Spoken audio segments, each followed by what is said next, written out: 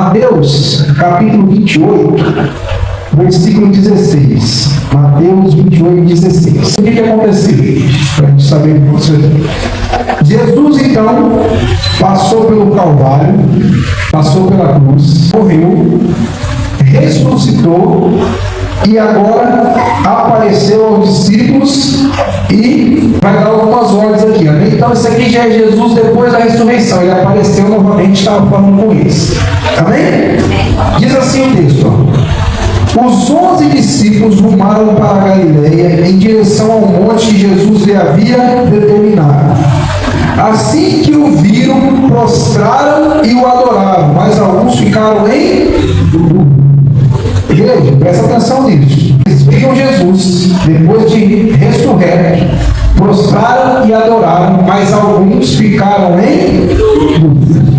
Então Jesus aproximou-se deles e lhes assegurou, de uma certeza: toda a autoridade me foi dada no céu e na terra. Então, toda a autoridade do céu e da terra foi dada, foi entregue para Jesus. Então, se foi entregue para ele, o que isso quer dizer? Que ele tem autoridade. E quando a gente tem autoridade, a gente pode estender, designar essa autoridade a outras pessoas. Vocês estão entendendo isso? Vamos trazer para os nossos dias. O juiz é uma autoridade dos nossos dias, não é? Quando ele precisa prender alguém, ele que vai na casa da pessoa?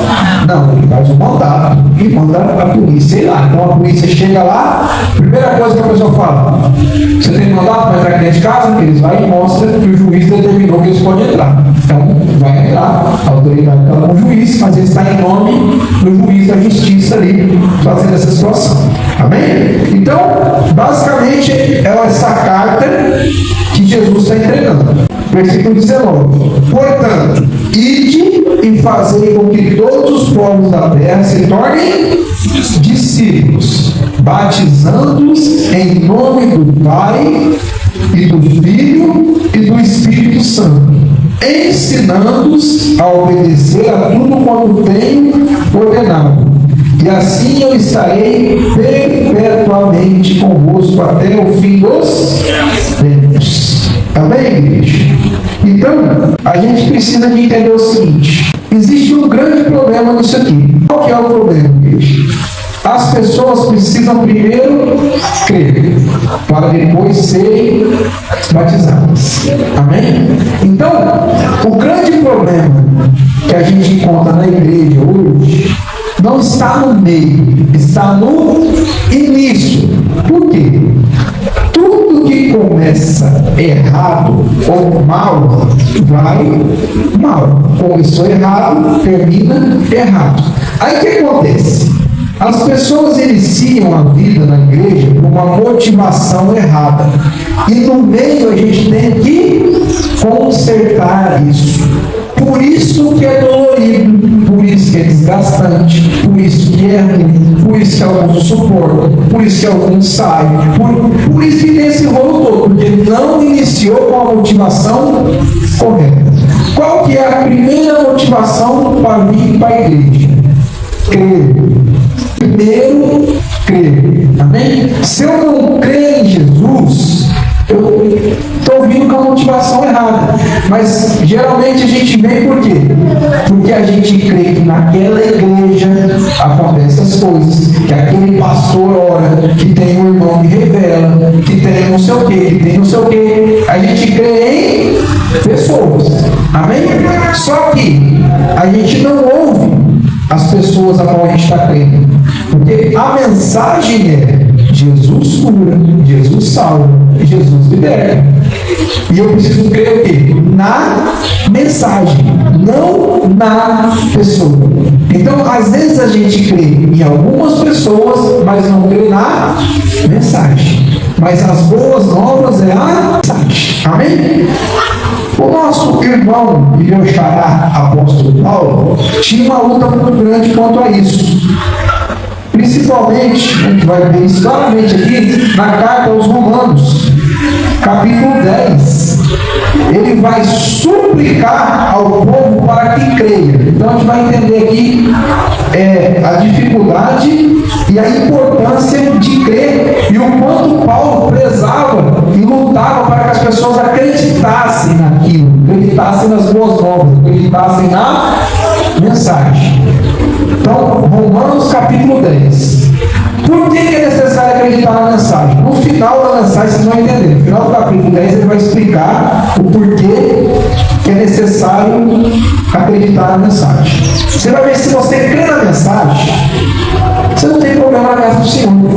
Você não tem problema com Deus. Está resolvido tudo.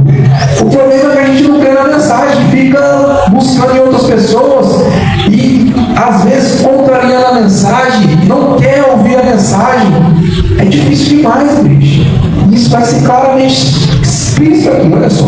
Paulo está pregando para uma igreja. Por que eu digo isso? Porque ele começa dizendo assim: caros irmãos. Então ele está falando do mundo, tá? Caros irmãos, o desejo do meu coração, minha oração a Deus em favor dos filhos israelitas é que eles sejam salvos. O desejo do coração de Paulo a princípio, igreja, é esse, que é o desejo de toda pessoa que vai levar as boas novas, é que as pessoas sejam salvas.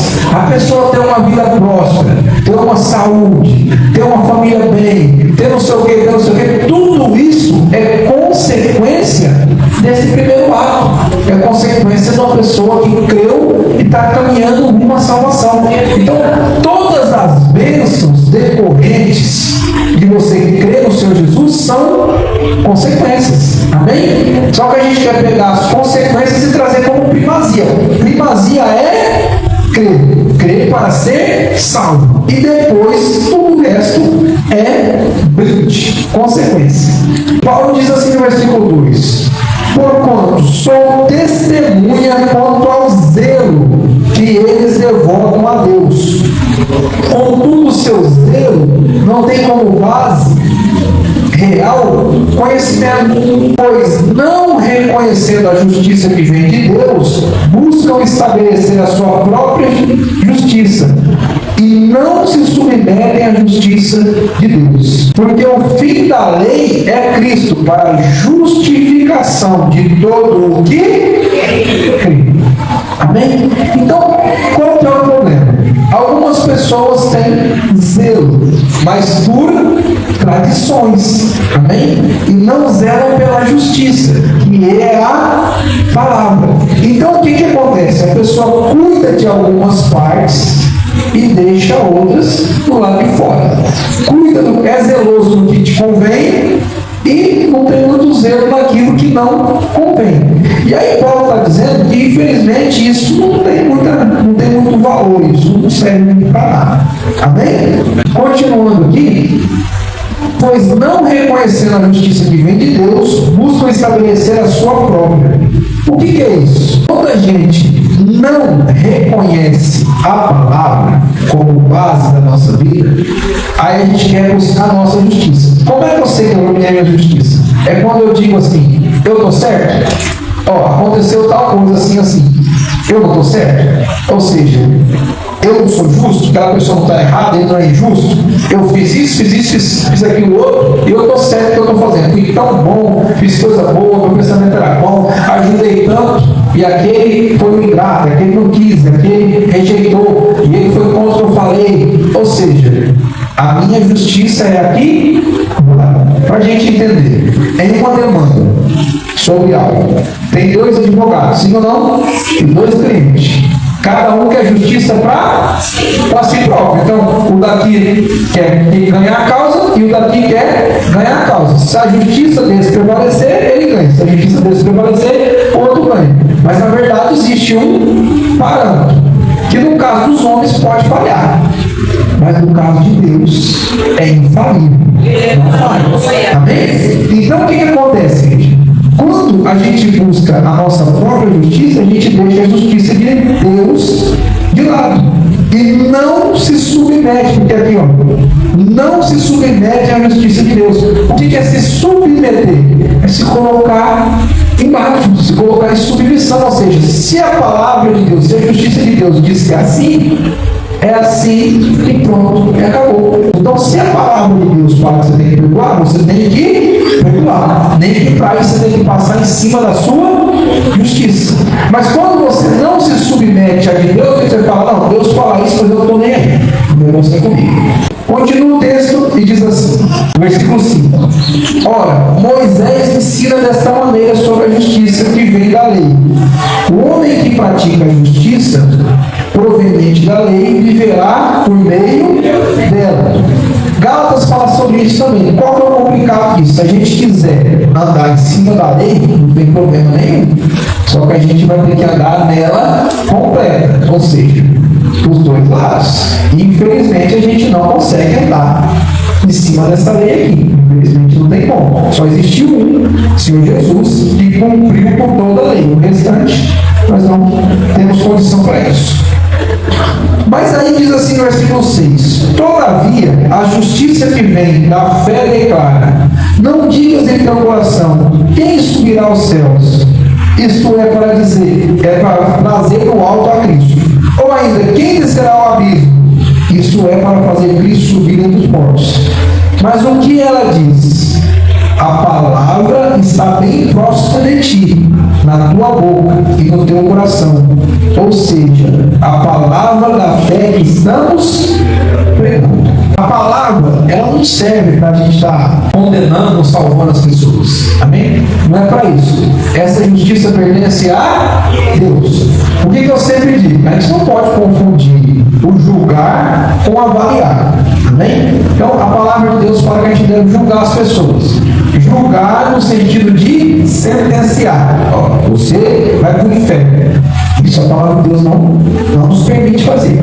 Mas o julgar de avaliar é o seguinte: ó, essas atitudes suas vão te levar para o inferno. Então você não está julgando a pessoa, você está avaliando que pelas atitudes dela, ela vai para o inferno. E aí você tem que chegar nessa pessoa e esclarecer para ela: ó, essas suas atitudes vão te levar para um lugar ruim. Então, pega a palavra e fala: olha aqui para você ver, tá vendo? Não sou eu que estou dizendo, é a palavra. Vai chegar o dia que o justo juiz vai vir. E ele é justo. Então, cuidado.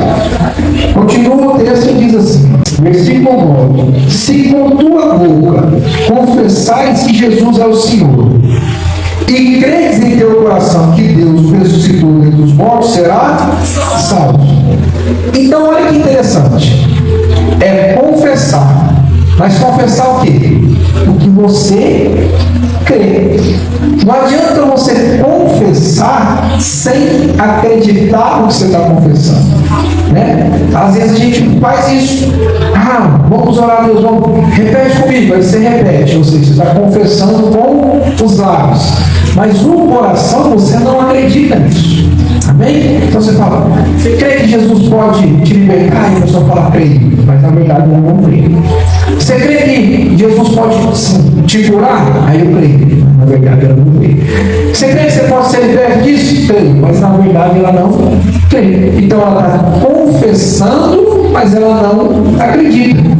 Aqui diz assim, ó, se confessares com a sua boca Jesus Cristo, que Jesus é o Senhor, e crês em teu coração que Deus ressuscitou dentre os mortos, será salvo. É simples. Você crê no sacrifício que eu fiz na cruz? Creio. Da boca para fora. Mas dentro, isso aí não aconteceu, morreu, ressuscitou. Sei não, só acredito. E aí, a palavra de Deus nos ensinou que é necessário de quê? Fé para crer. Versículo 10. Porque com o coração se crê para justiça, e com a boca se faz a confissão para a salvação. Então, ou seja, primeiro é necessário crer com o coração e depois confessar com a boca. O que a gente está fazendo muitas vezes? Confessando aquilo que não crê. E aí é por isso que dá problema. Porque a pessoa vem para a igreja, ela confessa Jesus, ela quer viver uma vida com Deus, ela quer isso, quer aquilo outro, mas ela não crê. Infelizmente, a incredulidade está no nosso meio, ao ponto da gente ter que ajudar a pessoa a crer. E aí, quando a gente tenta ajudar, o que a gente faz? Tira o Espírito Santo de cena e coloca o ser humano para ajudar. Porque no princípio tudo é com a boa intenção. Então, para ajudar, o que a gente faz? A gente pinta a parede de preto, põe uma luzinha em cima do pregador, para ajudar você a despertar e ouvir o que está acontecendo. Mas aí não é o suficiente, você também não está crendo ainda. Então eu preciso ajudar no seu lado sentimental. Aí como eu sei que música envolve, aí eu preciso pôr um louvor bem preenchido. Só que você precisa ser visual também. Então eu preciso fazer o quê? Escurecer o ambiente, pôr uma luzinha e sair fumaça. Para dar uma ajuda. Porque como eu não tenho fé para crer, então eu preciso do ambiente, né, que faça eu crer aqui. Aí de repente alguém cai. Aí o pregador está falando, mas ninguém está crendo que o pregador fala. Aí ele fica assim. Ó, eu estou falando aqui. Aí você fala, opa, agora sim, agora o negócio está diferente. Agora eu já vi que tem uma alma aí. Bicho, peraí. Peraí. Estou ouvindo o que Deus está falando aqui. Peraí. Aí você começa a bicho, agora sim. Tá vendo longe? Ó, o anjo está aqui, a igreja. Tá, aqui, ó. Aí o cara, bicho, agora, Paulo falando, é uma coisa, mas o anjo está lá, agora o negócio mudou. Aí por que a pessoa tem que ir fazendo isso? Para ajudar a gente a crer. Porque o problema está na nossa individualidade. E a gente deve, infelizmente, a gente impulsiona as pessoas a ir fazendo isso. Porque a pessoa vem e começa a dar certo. Porque aí você sai daqui e fala o seguinte: rapaz, estava na igreja e você não sabe o que aconteceu. O quê? Um anjo apareceu. Alô, apareceu lá, o pastor viu. Pai, viu? Pai, então eu vou lá também, eu quero ver esse anjo. Tem anjo lá? Tem. E aí você fala, sabe como? Com convicção. A sua convicção é tão grande que você está falando que a pessoa que está te ouvindo acredita. E ela vem para ver. Amém? E aí o que acontece? O pastor fala, olha o anjo aqui. Aí a pessoa que acabou de chegar fala, estou vendo. Aí você fala, você está vendo? Ela fala, não, só eu estou. Ele está aí ou não? Você não está vendo mesmo? Eu estou. Não, eu não, mas eu estou. Aí olha para o outro e o celular, eu também estou vendo. Está todo mundo vendo. Aí o que não está vendo fala o quê? É mesmo. Comecei a ver também agora. Porque eu passei a ver, todo mundo está vendo. E aí o que acontece? Isso vai gerando, como que eu posso dizer? Comodismo dentro da igreja. E vai gerando uma igreja complicada. Porque não está baseada no princípio de fé e crer. Está crendo porque está tendo elementos saltando aos olhos para crer. Aí, você não crê que no nome de Jesus te libera. O que eu tenho que fazer? Pegar um sal grosso e falar, leva esse sal para sua casa, toma um banho que você vai ter um descarrego. Aí você crê, porque você está vendo o sal. Aí eu falo, Jesus vai te suprir e não vai faltar nada na sua vida. Você não acredita. Aí o que eu tenho que fazer? Pegar um monte de saquinho de farinha de 30 gramas, colocar aqui em cima, leva para sua casa, joga na comida sua, você vai ver que a sua vida vai prosperar. Aí você vai lendo. Porque você não crê. Ora na sua casa que vai expulsar o... Não, você não crê. Você tem que levar um olhinho ungido para sua casa para você estar expulsando o demônio, porque você não crê. Então, todos esses elementos que são usados, é para suprir a nossa falta de fé. Glória a Deus! Aleluia! Feche os olhos, vamos orar um pouquinho.